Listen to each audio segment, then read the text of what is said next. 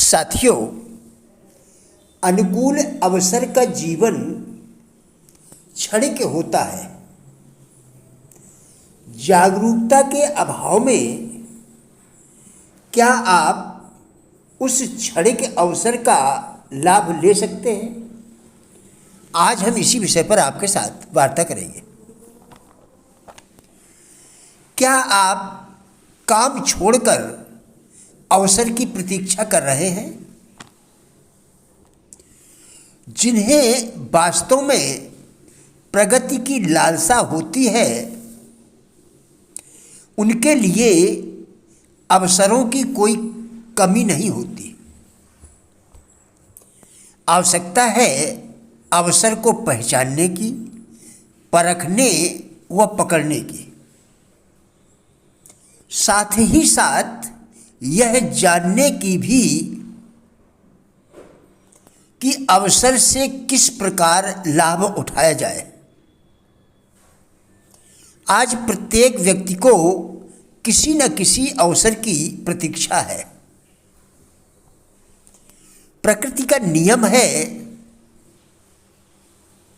कि प्रत्येक व्यक्ति के जीवन में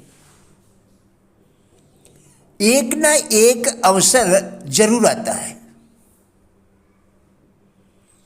जिसका लाभ उठाकर वह अपने लक्ष्य तक पहुंच सकता है और अपने सपनों को साकार कर सकता है। मानव जीवन के कुछ क्षण ऐसे होते हैं जिन पर वर्षों का भाग्य निर्भर रहता है। अनुकूल अवसर का जीवन क्षणिक होता है। यदि वह क्षण चूक गया तो हमारा पूरा जीवन ही व्यर्थ हो जाएगा। किसी भी कार्य की आरंभिक स्थिति, किसी भी कार्य की आरंभिक स्थिति किसी बीज को बोने जैसी होती है। यदि सही समय पर बीज न बोया गया तो उसमें अंकुरण नहीं हो पाएगा। जिसका मन कर्मशील है, जो खुद को परिश्रमी समझता है, उसके लिए अवसरों की कोई कमी नहीं होती। ऐसे लोगों के मस्तिष्क के तंतु लोचदार होते हैं। उनके लिए यह आसान होता है कि वह किसी खास मन को प्रभावित कर सके। निसंदेह जीवन के निर्णायक क्षण काफी छोटे होते हैं। निसंदेह जीवन के निर्णायक क्षण काफी छोटे होते हैं। व्यक्ति तभी कामयाब हो सकता है जब उसमें अवसर को पहचानने, परखने व पकड़ने की योग्यता आ जाए। यह काम हमारी आंतरिक प्रेरणाएं करती हैं। अपने कर्म को पूर्ण करने का संकल्प शारीरिक उत्साह की सबसे बड़ी पूंजी होती है। कर्तव्य पालन के निर्धारण के निश्चय से ही हमारे शरीर में अपूर्व साहस उत्पन्न होता है। कर्तव्य पालन के निर्धारण के निश्चय से ही हमारे शरीर में अपूर्व साहस उत्पन्न होता है। यदि आप अपना अधिकांश समय व्यर्थ की बातों में गुजार देते हैं तो आवश्यकता के समय आपका मस्तिष्क किसी भी प्रकार का कठिन कार्य करने से इनकार कर देता है। दृढ़ संकल्प के अभ्यास से आप जीवन में आने वाली किसी भी चुनौती यानी कठिनाई का सामना आसानी से कर सकते हैं। कुविचार यानी दूषित विचार हमारे शरीर को दूषित करते हैं, हमारी कार्य क्षमता कम करते हैं, हमारा जीवन जीना दूभर हो जाता है, बनते हुए काम भी बिगड़ने लगते हैं, दूसरों से नफरत करने लगते हैं, हम घृणा के पात्र बन जाते हैं। आत्म संयम के द्वारा कुविचारों से यानी दूषित विचारों से बचा जा सकता है।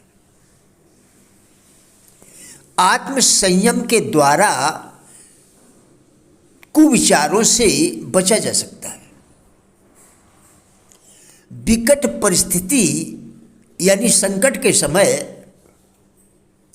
यदि आप ठोस निर्णय नहीं ले पाते हैं तो सिर्फ शांति से बैठकर अपना निर्णय मस्तिष्क पर छोड़ दीजिए। भाग्य उन्हीं पर मेहरबान होता है जो जी तोड़ मेहनत करते हैं, जिंदगी के एक एक पल का सदुपयोग करते हैं तथा जिंदगी के प्रत्येक पल को सुअवसर मानकर निरंतर कार्य में लगे रहते हैं। भाग्य आपकी मुट्ठी में है, इसकी रचना आप द्वारा किए गए कार्यों से होती है। आप यह न सोचिए कि लोगों ने आपके लिए क्या किया, बल्कि यह सोचिए कि आप अपने हित के लिए क्या कर सकते हैं। सफलता असफलता के साथ जुड़ा सबसे मुख्य मनोविज्ञान यह है